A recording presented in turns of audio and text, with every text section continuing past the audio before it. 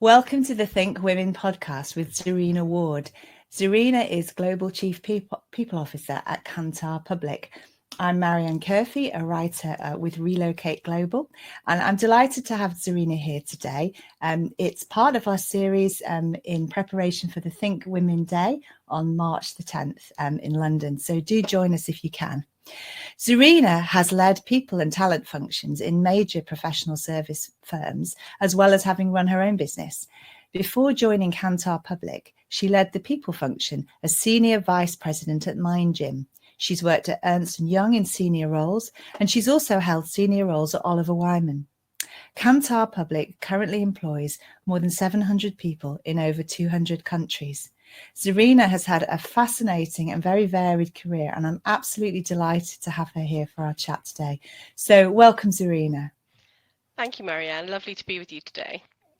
So your route to joining Kantar has been an interesting one because you were running your own business for a while too, weren't you? So just take me through how you got into your role initially and what decisions you made along the way.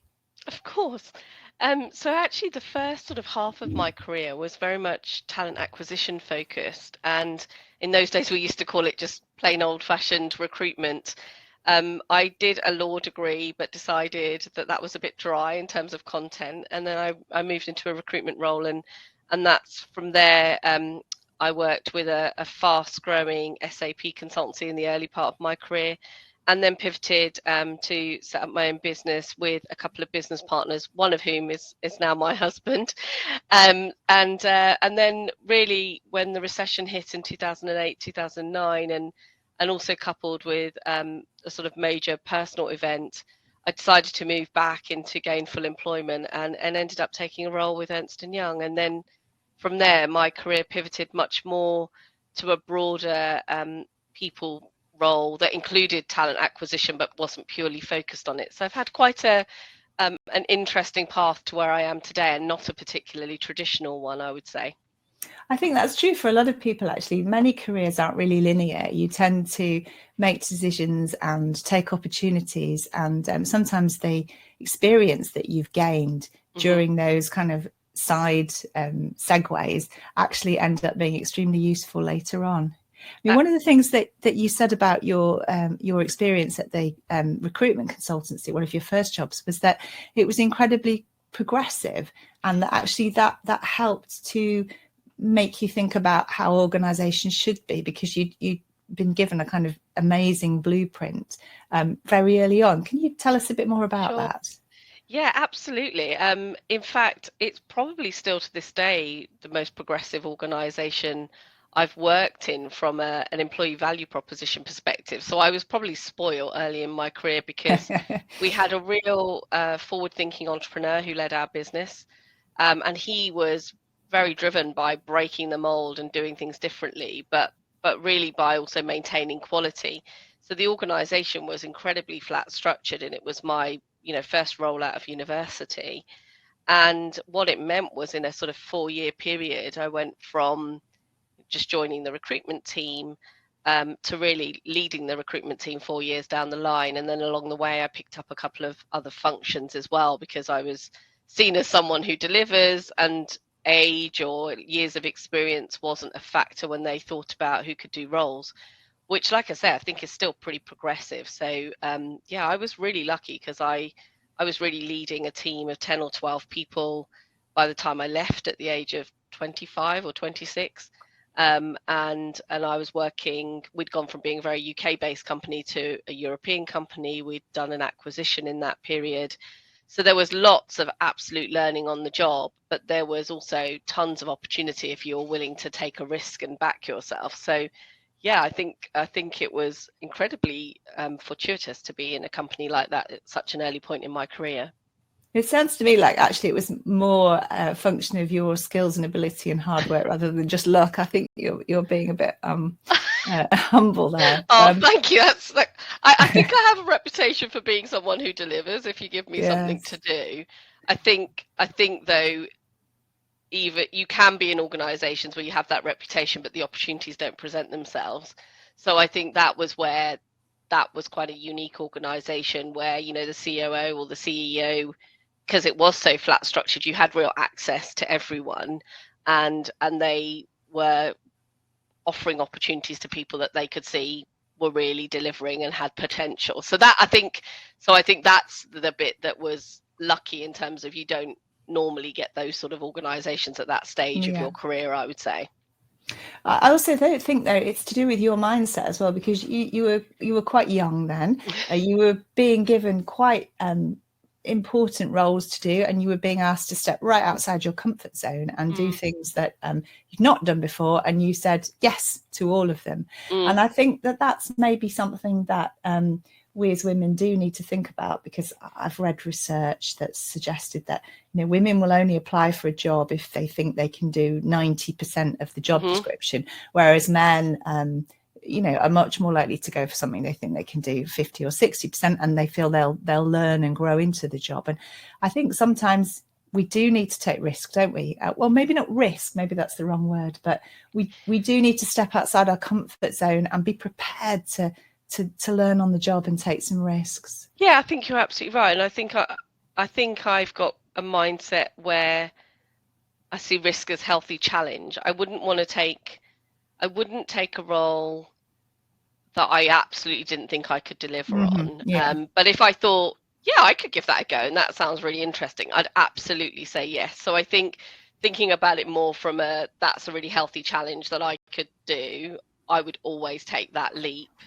But yeah, I think I'm quite unusual for a people leader or an HR leader, in that my risk profile, my appetite for risk is higher than most.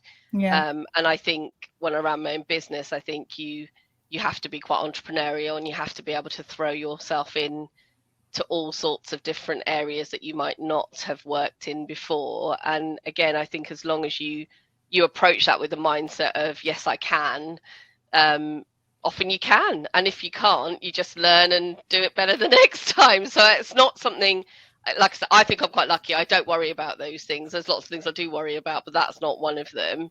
And I know I'll work hard and network with the right people around me, and I'm not scared to ask a silly question, or, you know, I don't think there's any such thing as a silly question if you're learning. So I will just put myself out there, and I appreciate that's not everybody's mindset. So I in that sense, I probably am quite lucky that I don't worry about those things. So it's interesting, isn't it, that as women leaders, maybe 20 years ago, we thought we had to behave in a certain way and fit into a certain mold. And the impression that I got from you when we were talking was that actually being authentic is just as important and can yield just as great results. Yeah, I think that's just more and more important as we're progressing. If I think there have been times when, you know, well-intentioned people have said, you know, behave like this or dress like that or be like the other. Actually, I think those kind of masks really hinder you, because it means that you are playing a version of yourself that isn't true. And actually that holds you back. Whereas it's so much more acceptable now to be your full authentic self at work, and I'd encourage everyone to do that. But certainly I think as I've progressed as a leader, that just being vulnerable, being authentic, being direct when you need to, are the things that people like and respect you for, and why people would choose to work for you and work with you. So I've actually found that as a real game changer in my career, that I don't worry about whether people like me or whether I'm making the right impression or not. I'm just being who I am and bringing the knowledge and experience that I have, and trying to bring that as authentically as I can. I'll you know, completely honestly, I might not be everybody's cup of tea on that front, and I'm comfortable with that as well. So yeah, I think that authenticity piece is really, really important as any leader, but particularly as a female leader. And you say that you quite like to enjoy yourself at work, and you don't see anything wrong with having a bit of a laugh or a bit of levity. Not that you're not taking the job seriously, but actually as a team, it helps to boost morale and keep people moving in the right direction. Yeah, and I think absolutely. So people will always comment. It was quite surprising to me actually that unfortunately I was made redundant during the pandemic, which was not a pleasant period of time to be made redundant. And having made redundancies, being on the other side of the desk, it was interesting to go through that as an experience as an individual. But one of the things, I was given a coach, and that was one of the first times I'd had a coach, a paid for coach. I've had lots of people that have taken time to mentor me or help me develop through my career, but that was the first time I'd had a coach that was, paid as part of outplacement.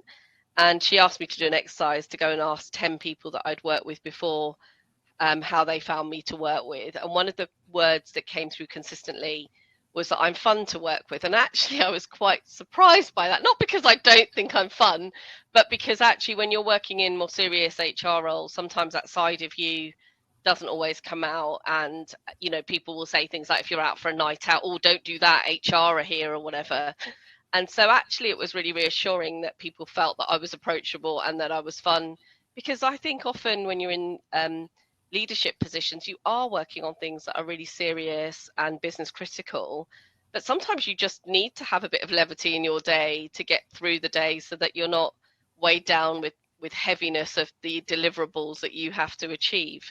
So I think that's really important. And then secondly, I think that human element of, work is a part of my life, but it isn't my whole life. It's a really important part, but it's sort of part that makes the whole. And actually in my, what I would call in my real life, i.e. my life outside of work, I'm loads of fun, and I'm always trying to, I'm really social. I love to spend my time with other people, and I like to bring that into work as well and have that with the people that I work with. I think that's really important.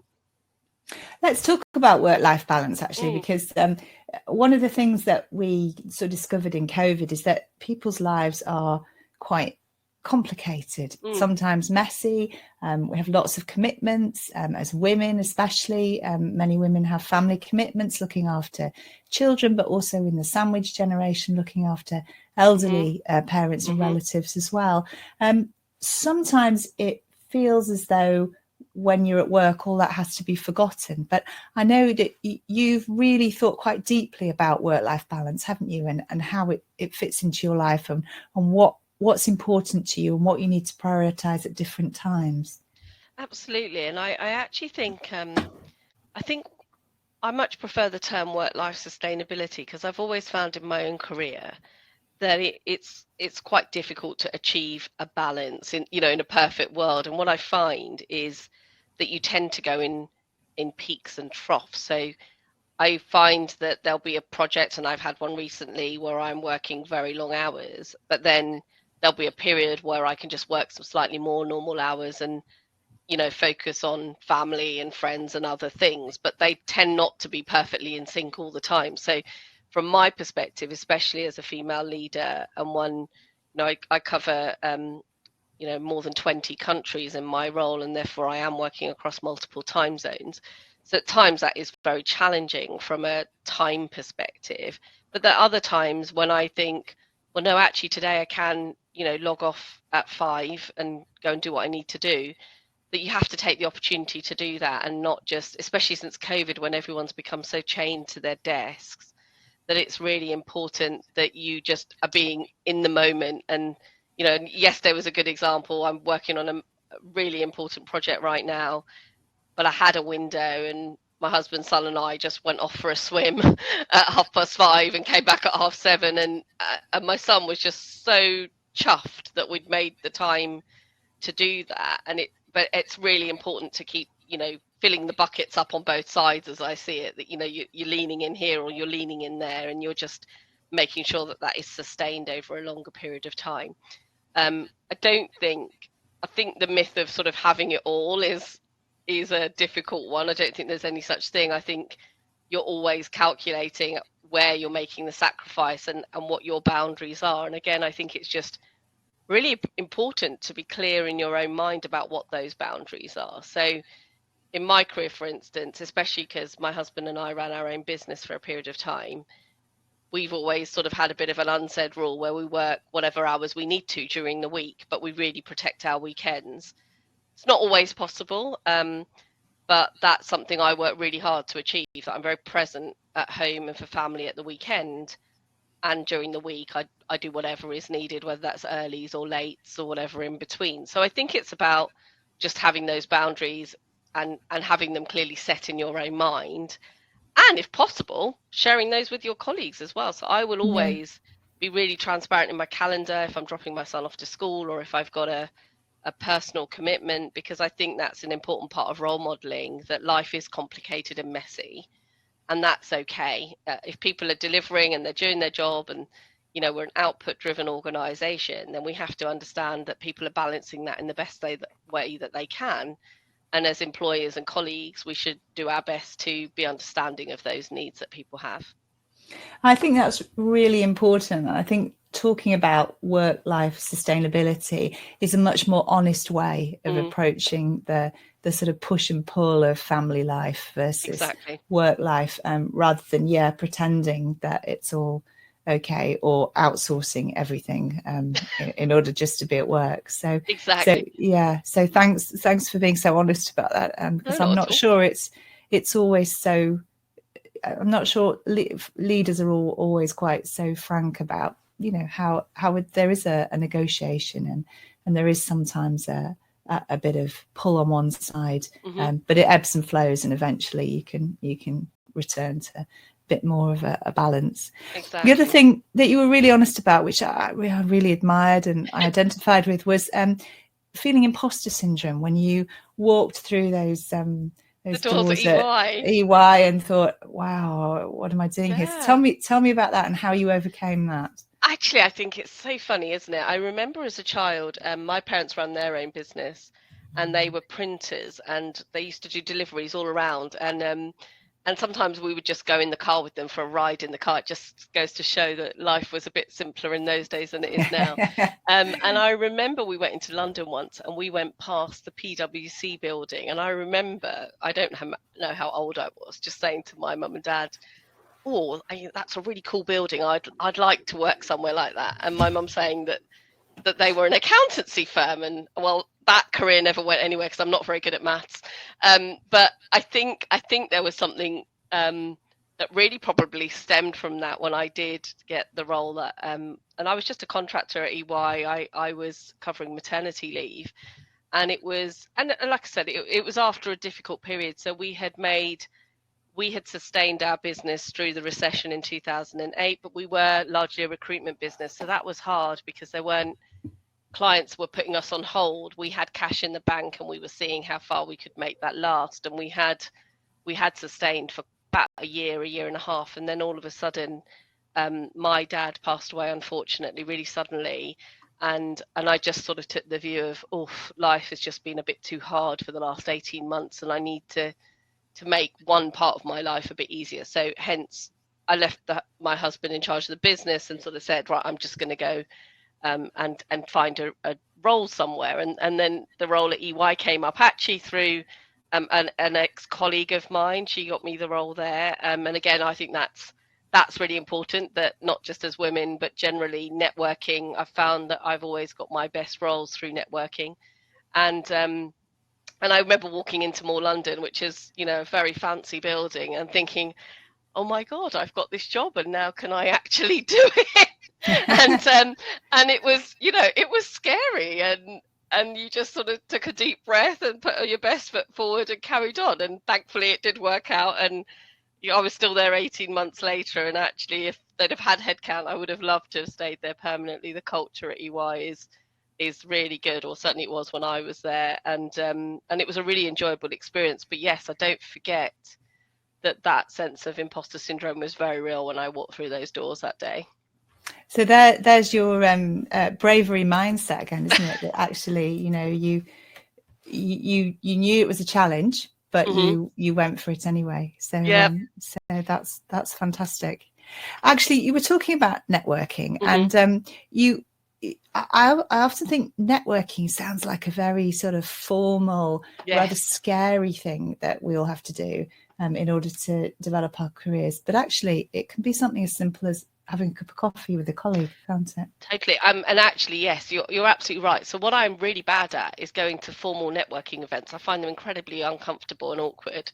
But what I think I am good at, and And in fact, it was my manager at EY that always used to point this out to me, is that when I do meet someone or connect with someone, I'm quite good at just naturally keeping those connections going for long periods of time. And it can literally be as simple as, and in fact, and I shall go and do this after this podcast today because I'm thinking about her, literally WhatsApping someone and saying, I was thinking about you today because XYZ happened, hope you're well. And it can be as simple as that.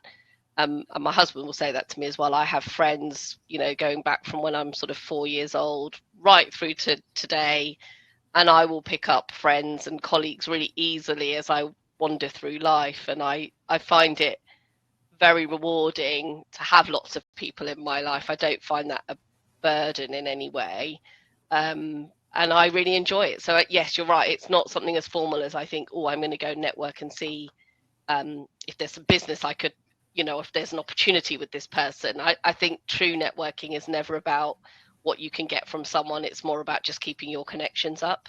Yeah, so that comes back to your authenticity, really, isn't it? That it's the quality of your personal connections that you want to sustain and keep going, rather than doing it in a kind of formal way where you think, oh yes, every year I've got to send that person an email to remind them that I exist. So, exactly. Yeah. And in fact, when you do that, or when you get those sort of slightly fake Christmas cards, I think people see through that, and it's just about thinking about people when you're genuinely thinking about them.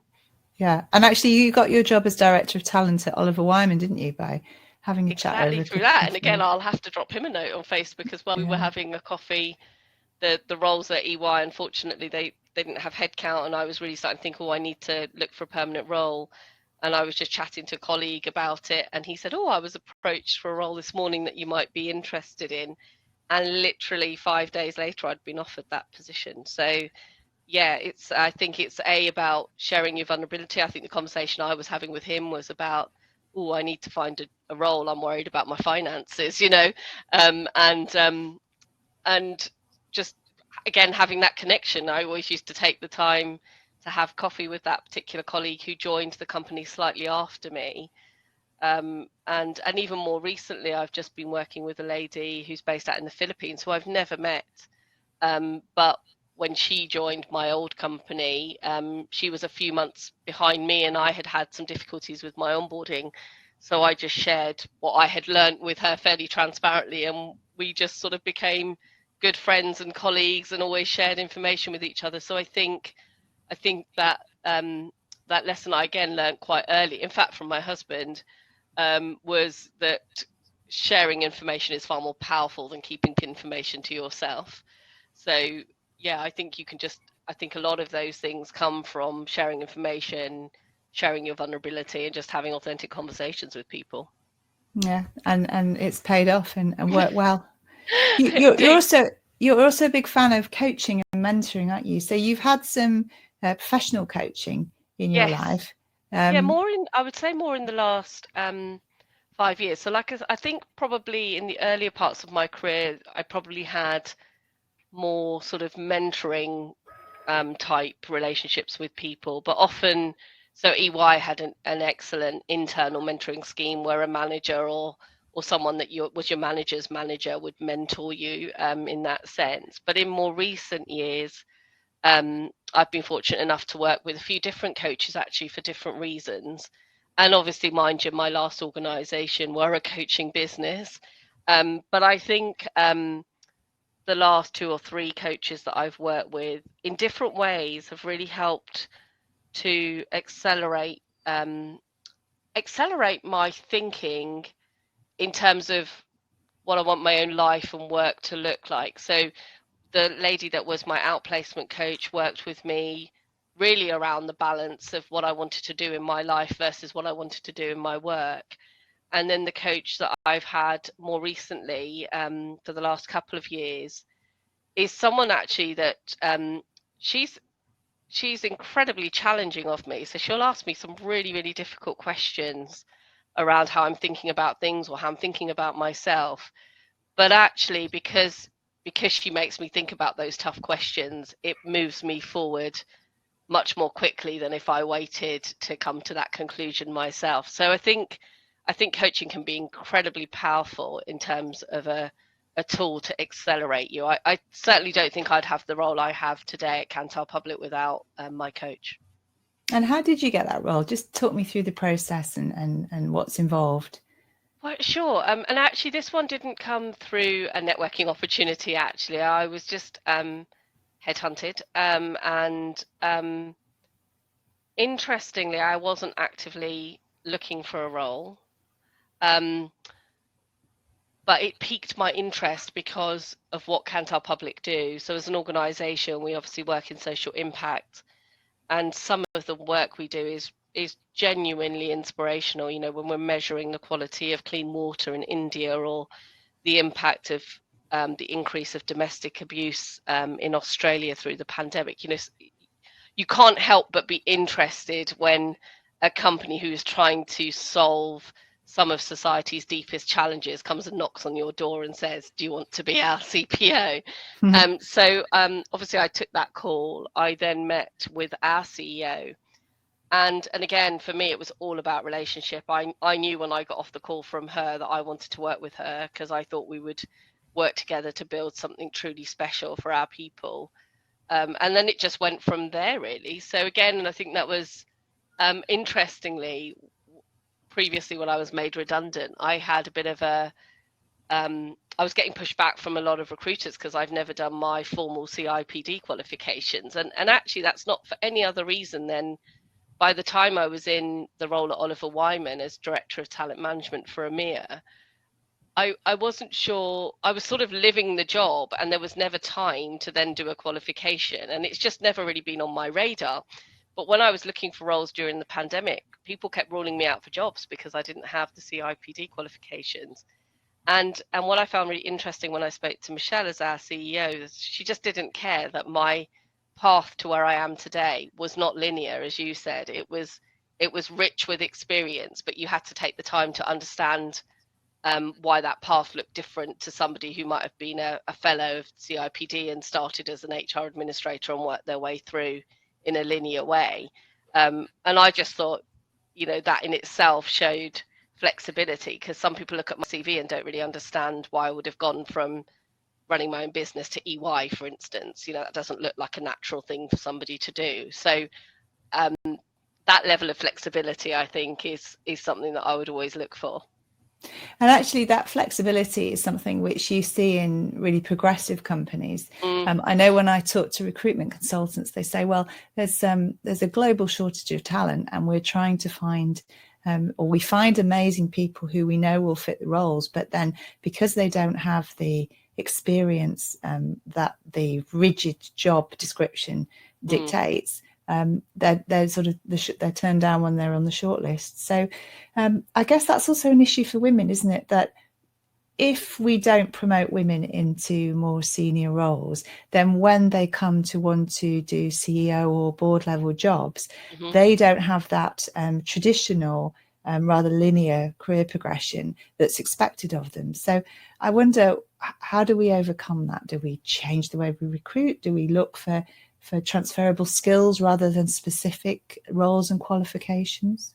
I think probably a mixture of the two, really. I think firstly, if you have a good talent acquisition or recruitment function, taking the time to have that first conversation with a really open mind is incredibly important. And I think that's what Michelle did with me, and she's the CEO. And I think what you see often with HR departments is they design a recruitment process that fits with what they need rather than what the candidate needs.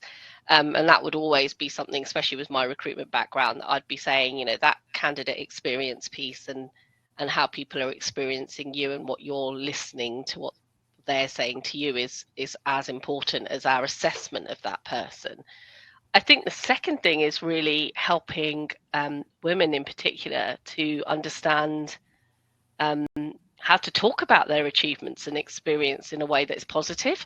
And in fact, Michelle gave me some coaching when I was taking the role or interviewing for the role with Kantar Public. She'd asked me, have you got acquisitional experience? And I said, you know, a bit around the edges, a couple of examples here, one example there, and she actually gave me feedback and said, if you were a man, you would have said, absolutely, I have experience in 3 different acquisitions. Yeah. And it actually was really interesting that I was doing it to myself. And she was right, because I knew I had the experience. I just wasn't articulating it in a way that probably felt that I was sure of that experience. So I think there's definitely sort of how we think about ourselves and our own experience and how we articulate that.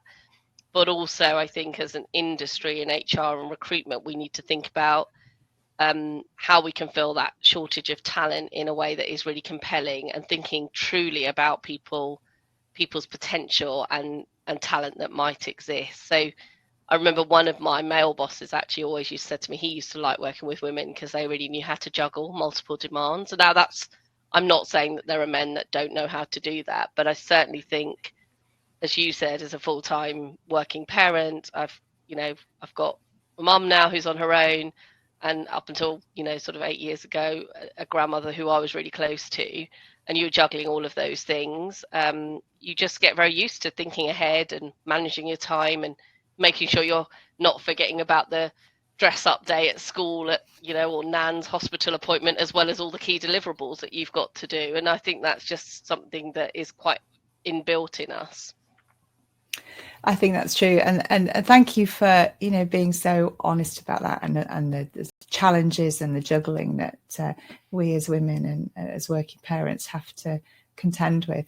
So to sort of sum up, I think what you've really articulated well is the importance of being authentic, the importance of hard work, because you've worked really hard in your career, and you've taken on jobs which were probably a real stretch at times. Your ability and your mindset, which are kind of can-do, entrepreneurial, and also this kind of self-growth that you're willing to develop yourself, to coach, to listen to feedback, to ask yourself some really hard questions and make some important decisions on the back of those. Do you think there's anything that we, sort of in closing, anything that you would suggest to women who want to develop their career, anything that they should be thinking about as a kind of starting point? I think just taking opportunities as they come and being open to them. That's I think first and foremost. The second thing I would say, and we haven't touched on it much today, but kind of being honest with yourself about what you're looking for. So it's interesting from my perspective. I travel and have done with my roles quite a lot for the last sort of 12 to 15 years. And at one point I dialed the traveling down. Obviously my son was little, but when I took the role with Kantar Public, I actually did sort of have an honest conversation with my son to say, traveling with my role and working with people from different countries is something I actually really enjoy. So I will try to minimize how much I'm away, and and I've got various things that I do when I'm away to make sure he knows that he's still my number one priority. But I'm also honest enough with myself to know that if I had to do a role where I was just 100% working from home, that wouldn't be enough for me. And I think it's okay to be honest about that. So, that's the other thing. I would just encourage people to really think about what makes them tick and really go for those opportunities. Zarina, thank you so much. It's been absolutely fascinating, and you've given us a real insight into your working life. Thank you so much for joining the Think Women podcast, and thank you very much for your time today. Thank you very much, Marianne. I've loved speaking with you.